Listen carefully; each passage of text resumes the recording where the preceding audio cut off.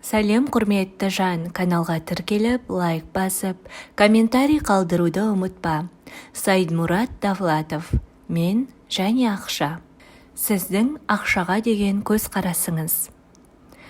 Ақшаны бөлек қарастыруға болмайды. Сіз не үшін бай болғыңыз келеді? Сізге себеп қажет. Енді бірінші сұраққа жауап беріп көріңіз. Сіз ақшаға қалай қарайсыз? Ақша сізге тіршілік ету үшін қажет пе? Әлде жақсы өмір құралы ма? Ақша адамды бұзады ма? Әлде ақшаның болмау кесірінен отбасылы, не бақытты бола алмадыңыз ба? Әркімнің өз көзқарасы бар. Есіңізге түсіріп көріңіз, бала күнімізде қандай әңгімелер естіп едік?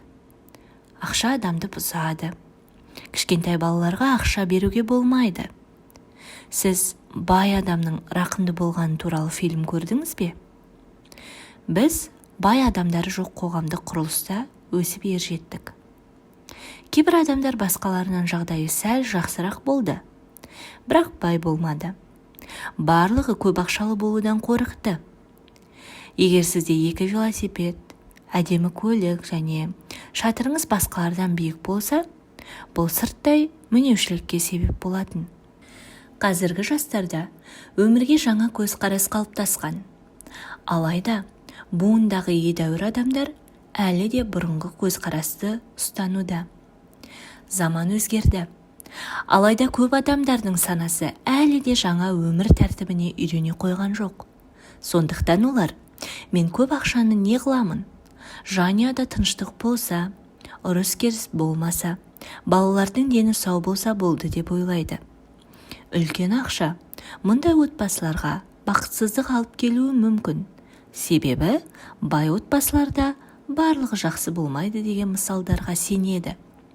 Жиі мұндай ақпараттар біздің еркімізге қарамастан саналы деңгейде жұмыс істейді. Кей кездері біз бай болғымыз келеді, бірақ өзіміз байқамастан ақшаны алыстатамыз. Діни адам былай ойлауы мүмкін.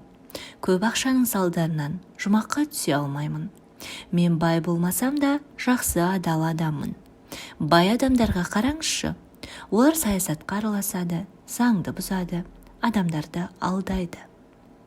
Бұл қате түсінік. Әлемде бай және адал адамдар көп. Сіз де өзіңіз армандаған жоғары дәулеттілікке лайықсыз. Сіздің әр қолыңызда 5 саусақ бар.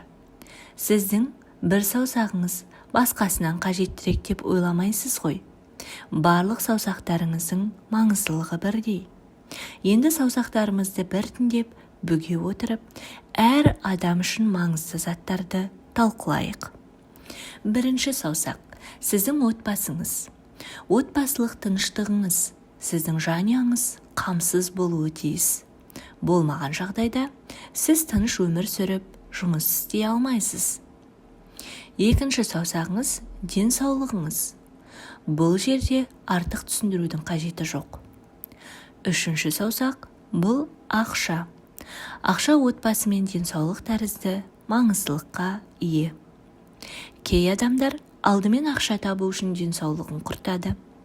Ал сосын денсаулығын қалпына келтіру үшін тапқан ақшасын жұмсайды. Осылайша өмір өтеді. Төртінші саусақ – бұл өз-өзіңізді сезіне білу.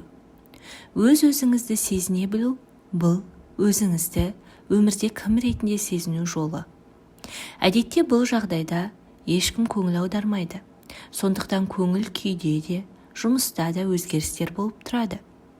Өзіңізді жақсы сезіну үшін өмірде өзіңізді кім деп ойлайтыныңыз, кім деп көретініңіз, кім деп сезінетініңіз анықтап алу қажет.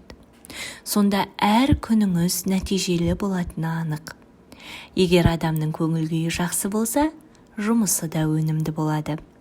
Ал егер жұмысы жақсы жүрсе, демек жұбайы да, балалары да риза болады.